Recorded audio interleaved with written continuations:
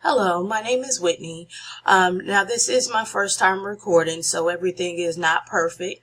I am not trying to sell you anything. I'm not partnership with anyone. I don't have a website. I'm actually just coming to you because I actually just purchased the Cameo 3. And with that Cameo 3, it does not come with instructions.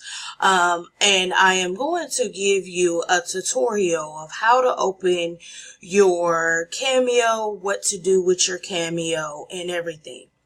Now, with the opening and getting familiar with the actual physical Cameo itself, I will be doing that in another video.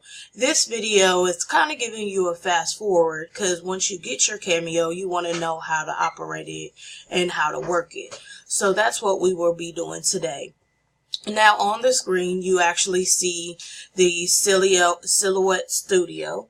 And with the Silhouette Studio, that's actually where you will go to make your designs and your artwork. If you're doing decals, if you're ironing on a t-shirt, or if you're just making an image. So the first thing that we're going to do is we are going to act as if we have already downloaded Silhouette Studios, and we are getting ready to make our first decal.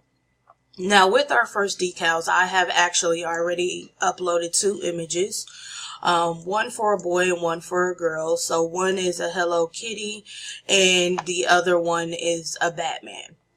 Now with both of them, I'm actually going to show you how to actually make your decals and how to edit it. Now with it, just to be able to upload a image that you either have found from a Google account. So typically when I'm making an image, and by all means, I am not a pro. I really just purchased the Cameo, so I do understand how they forget some things if you are seriously just taking your Cameo out the box and have never had any experience with either of the other ones. They do have several different Cameos out. They have a Cameo regular original edition, a Cameo 2, Cameo 3, and I think they're even coming out with a Cameo 4. But I want to go ahead and get into the video. So first off, this is just a regular basic Google search. You can actually search anything you like. When I'm doing something, it took me a lot of times to be able to practice. So I finally found out that when you search an image, try to search the coloring book image. And the reason why I do that is because it's already not colored, but we can color it later. And then the lines, if you notice, are really good. So they connect on all sides. That's really good when you're wanting, to be able to trace objects. So that's first off what I did. I went and searched some objects. Now, I wanted to search some different ones. As you can see, there's a background on this one. There's even a logo on that one. And then this one is actually colored. So this is a black and white one, and this is a colored one. So let's get started. We're actually going to go ahead and do the Hello Kitty one because it doesn't look as intimidating. The only thing about it is it is colored. So typically when you upload an image, it will come right here. Now if you look at that, it actually looks like it's not a background or a border. So I always like any image I upload, I don't use the mat. This right here is your mat, where you actually print your image from. This is kind of what I call my desk space. So I'm slide my image over here, and the same thing with here. I'll show you this. If you put this here, it doesn't, sometimes with the white on white, it doesn't look like there's nothing. It just looks like you have him.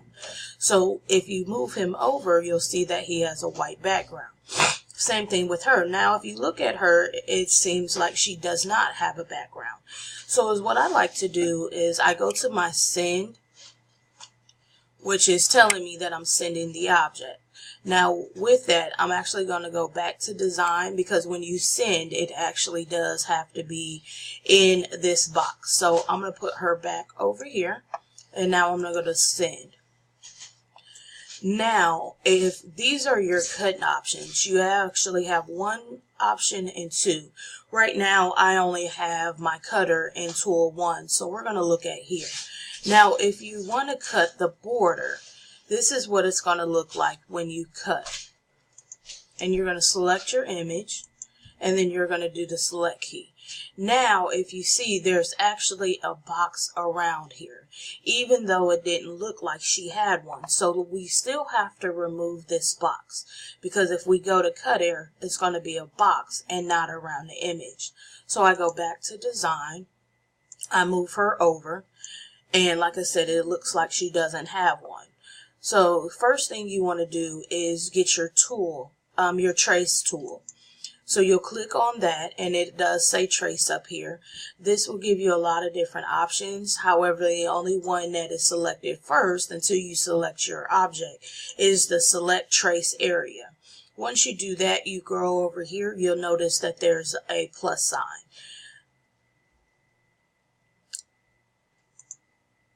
And you can actually hold the left click and highlight your image.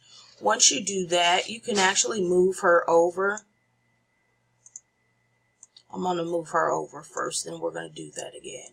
Go to the trace, select trace, and then you're going to select her. Now she's actually going to get yellow. That's exactly what you want it to do. Now, a lot of the old ones had the high pass on where you have to turn this, there's a button you click. However, with the high pass on this one, you actually use the scroll bar, and you want it to be off. Now, if you scroll it up a little bit, it's actually going to say on. So you actually want to have it down, and you only want to focus on the truss hold. So with that, you actually want to cover it up. And you want to go until it's like this. It's telling you it's blurry. And your lines are going to come out like that. So you don't want that. You actually right now just want to trace the outline border. And what's going on in the inside, you actually don't need that right now. You just want to make sure that everything around her is yellow, because that's where to trace. Now, the first one you want to do is trace and detach, which is tracing this and detaching it from the background. And it looks like you haven't done anything, but if you move her over, you'll actually see that you have traced something. And we're going to delete that because we don't need it. Now, to actually see that we've taken off the border, we're going to go back to the send option, and we're going to go back to the cut option. Now you can see this is going all the way around her without the actual border. And we're going to go back to our design. So that's how we actually got it where she doesn't have a border. So that's the first thing that you want to do when you're checking an object from online. Even though it looks like it doesn't have a border, when you go to your cut options, it will tell you if it has a border. Now that one was just something really simple. She's already colored. She's ready to go. We're not going to do anything else with her right now.